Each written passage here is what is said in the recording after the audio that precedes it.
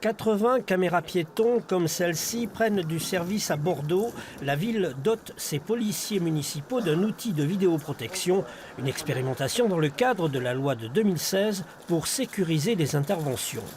De plus en plus, nos agents municipaux sont confrontés de temps en temps à des relations un peu difficiles avec un certain nombre de publics, et notamment des interpellations verbales un peu musclées, quelques insultes, etc.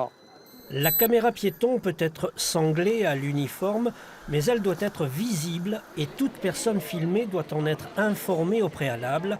Une nouvelle relation police-citoyen se met en place. Si je sentais mes libertés bafouées, effectivement, je préviendrai, voilà, je demanderai l'arrêt. En gros, si ça peut arranger les choses, moi je suis prêt à faire des concessions. Après, il faut voir comment ces images peuvent être exploitées et à quoi elles vont servir exactement. Mais je pense que c'est pas pour une diffusion publique et c'est pour un travail en interne, j'imagine. Justement, le cadre légal de l'utilisation des images est encore flou. Sans procédure judiciaire, le stockage des données ne doit pas dépasser les 6 mois. Le dispositif pose de nombreuses questions.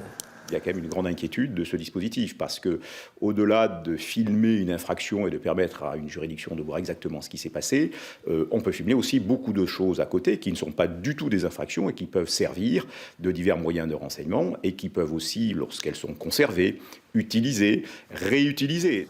Le budget pour ces caméras piétons est de 35 000 €, dont 20 000 débloqués par l'État.